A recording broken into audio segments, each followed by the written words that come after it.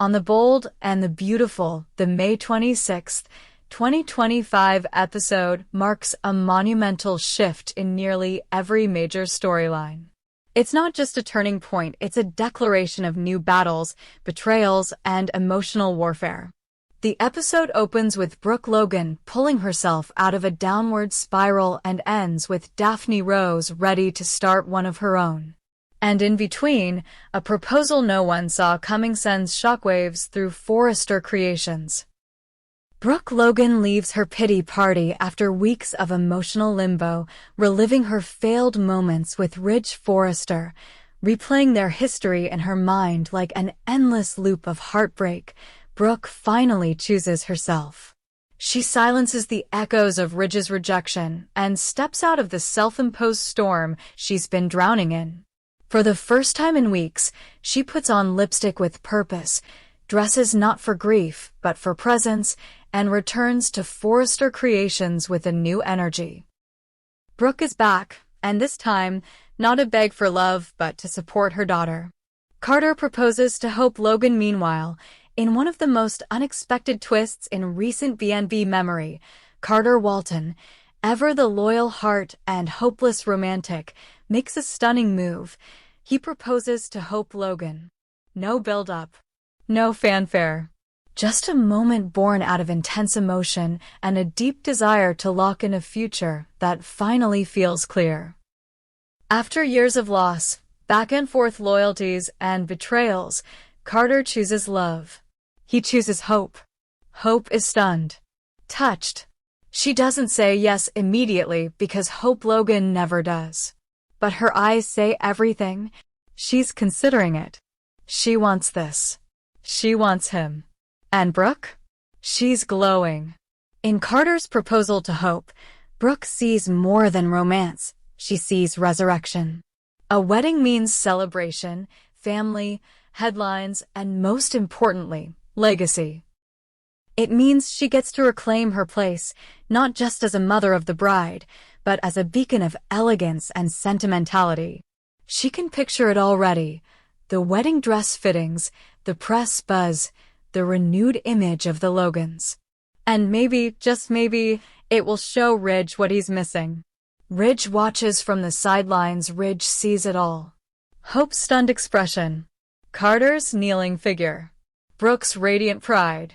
He doesn't say much, but his expression is complicated. He's not jealous. Not exactly. But there's a discomfort, a tension. Carter is stepping into a role Ridge abandoned, and he's doing it right. The wedding proposal catches Ridge off guard, and the way Brooke seems so moved by it adds to his unease. Brooke, now emboldened, uses the moment to needle Ridge gently, mentioning how beautiful it will be to see their family whole again. She doesn't say, our family, but the implication lingers like perfume. Enter Daphne Rose. Fury ignited, but while Brooke soars, someone else begins to burn, and that someone is Daphne Rose. Daphne has been patient, strategic, quietly nursing her wounds since Carter's rejection and the revelation of her true identity as Brooke's secret daughter. But now, watching Carter propose to the very woman she views as manipulative, spoiled, and undeserving, that breaks her. Daphne doesn't scream. She doesn't cry. She recalibrates. Carter rejected her. Despite her allure, despite her charm, despite the subtle pull she believed they shared, he chose Hope. And not just chose, he's now declaring to the entire company that she's his future. Daphne feels every eye on her, watching for a reaction. She gives them nothing. For now. But inside, a war is brewing. Daphne plots her next move. Daphne doesn't just want Carter back. That ship has sailed. What she wants now is to dismantle the illusion. Hope and Carter's love? She will show it for what she believes it truly is, shallow, unstable, doomed. She begins with whispers, casual comments about Carter's impulsiveness, his track record of falling too fast. She brings up Zoe, Quinn, Paris. She plants the seed. Has Carter really changed? Or is this just another beautiful disaster waiting to happen?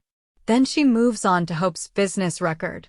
She audits decisions, requests data, starts raising concerns about Hope for the future's financial viability.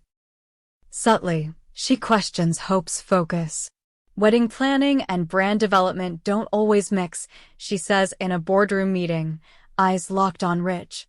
It would be a shame if one distracted from the other. Steffi caught in the crossfire meanwhile. Steffi Forrester Finnegan is caught between past loyalties and present danger. She originally saw Hope's return and reconciliation with Carter as manageable. Now, with Daphne quietly stirring dissent and Brooke stepping back into queen bee mode, things are getting volatile. Steffi agreed with Daphne once, Hope was a manipulator.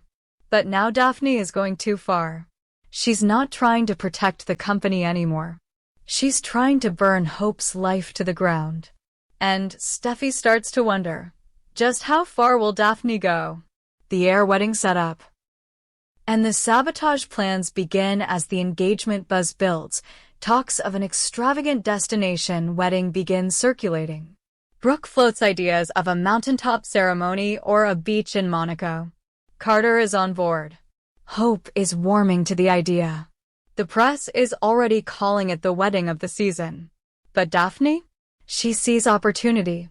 Destination weddings mean drama, long flights, small cabins, emotions on edge. And if she plays her cards right, she can expose Hope for something, anything. That makes Carter rethink everything. An outburst. A betrayal. A lie. And if she can't find one, maybe she'll create one. What comes next? Daphne begins building a network.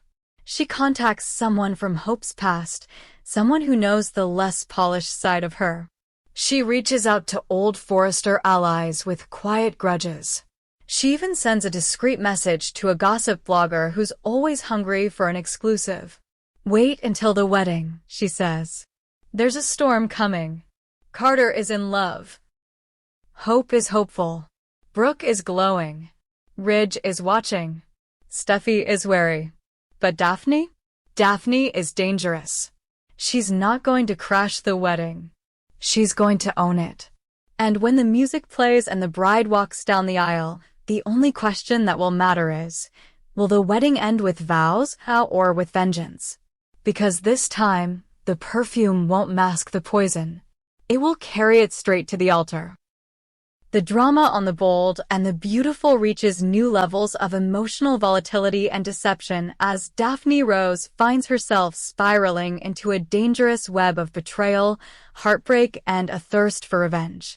What began as a calculated mission to help her family reclaim influence within Forrester Creations has now transformed into something far more personal and infinitely more dangerous. Carter Walton, once a distant romantic prospect, became her greatest emotional investment. But now he's also her deepest wound. Daphne's confession, a love too real for all of Daphne Rose's elegance, poise, and strategic brilliance. Nothing prepared her for the sheer force of her feelings for Carter. She didn't plan for it. She didn't want it. But it happened. What started as a mutual professional respect turned, over time, into something she couldn't contain. It burned in her, sharp and all-consuming. Daphne Rose. Known as the Nose for her flawless instincts and radar for deception, was undone by her own vulnerability. She didn't fall fast. She fell hard. She interpreted his kindness, his attention, his lingering glances as signals. And when Carter misunderstood a moment and didn't correct her right away, Daphne believed the unthinkable. She had finally found the man who truly saw her. She let herself feel. She even allowed herself to hope. That's why, when Carter came to her with what he thought was honesty, it landed like a knife to the chest. He wasn't professing love for her. He was telling her he had reunited with Hope Logan. The rejection that redefined everything. Carter tried to be gentle. He tried to explain. He told her how much he valued her, how much he admired her. But it didn't matter. Because Daphne had done what she never does, she let her guard down. She confessed, either directly or through her actions, what she felt. And Carter, for all his compassion, crushed it. "You're with Hope?" she asked, blinking in disbelief. What changed? That question echoed long after the conversation ended. Because from Daphne's perspective, something had to have changed. It wasn't just about love. It was about timing. Carter had been available, warm, open. And now, suddenly, he was with a woman who had never respected his stability or his worth. A woman who had walked away from him in the past? It didn't track. And Daphne, once wounded, became determined. She needed to know why. Not just for closure. For power. If Hope Logan had manipulated her way back into Carter's arms, Daphne was going to find out. And she wasn't going to let it slide. Hope Logan's triumphant return and Daphne's growing resentment. Hope Logan's return to Forrester Creations didn't just reopen old doors. It blasted them off their hinges. Executives were thrilled. Designers were inspired. Even Ridge and Steffi seemed cautiously optimistic. But the loudest support came from Carter himself, who barely tried to hide his pride. To most, it looked like a fairy tale redemption arc. But to Daphne, it was an insult. She didn't just lose the man she loved. She lost him to a woman who, in her eyes, never deserved him. Worse still, Hope was welcomed back like a returning hero. Daphne saw the ways and smiled at her, the way the board spoke of hope for the future like it was more than just a brand, it was salvation. And Daphne? She stood in the corner, applauding through gritted teeth. She watched Carter and Hope share private jokes. She watched Steffi defend Hope's value to the company. She watched the people she respected act as though the Logan legacy was the answer to everything, not the problem. And she simmered. The shift. From heartbreak to strategy, Daphne didn't get where she is by being impulsive. She's not Taylor. She's not Brooke. She doesn't scream. She doesn't scheme in the open. She plays long games. And this heartbreak? It was going to become her greatest game yet. She began to listen.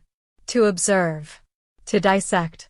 If Hope Logan could be shown to be a liability, if she could be positioned not as a triumphant return but as a ticking time bomb, Daphne could win. Not just emotionally. Professionally. She would not let the woman who stole her future destabilize the company she was brought in to protect. And the opportunity presented itself almost immediately. Steffi's compromise and the hidden truth. Steffi had been the one to bring Hope back. She did it with reluctance.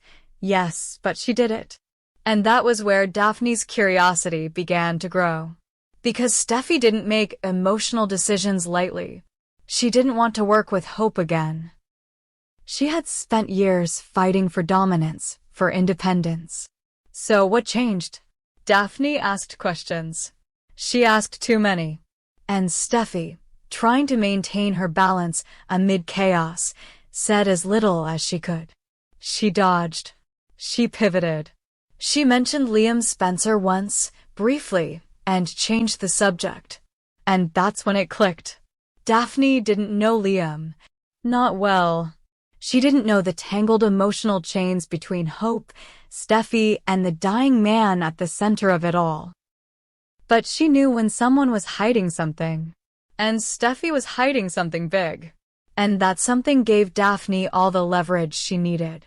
Laying the trap. Daphne didn't need to know the full truth. She just needed the optics.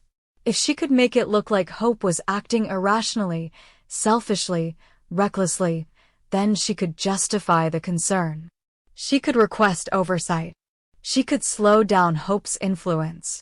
She could control Carter's time and energy through policy, not persuasion.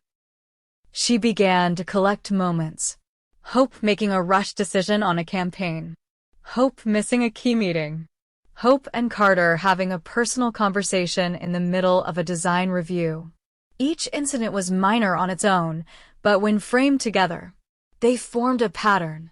Daphne drafted memos. Quiet ones. She sent them to Steffi, to Ridge, to board members.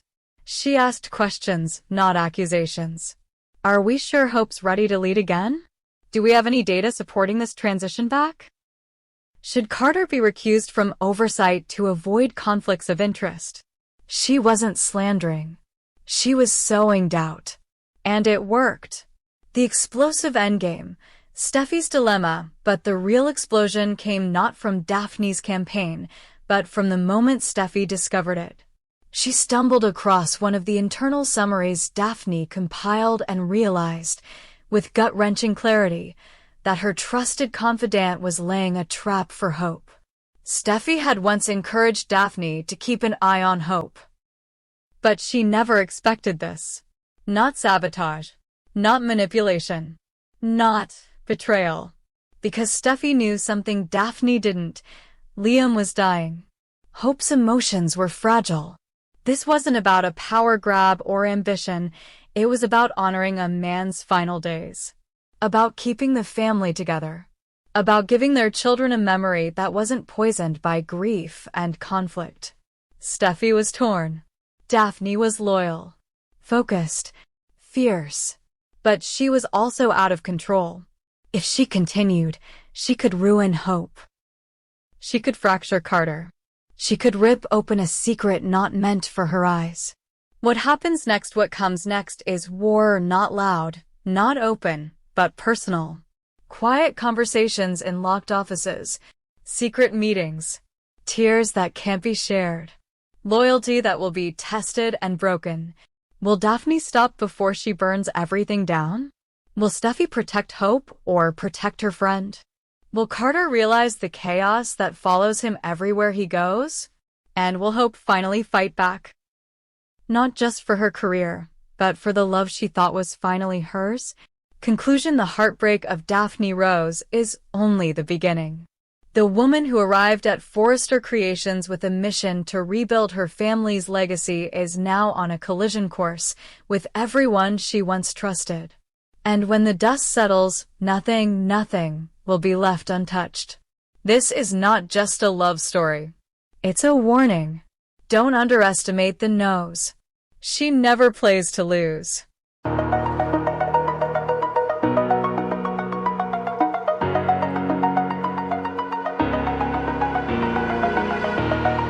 Oh.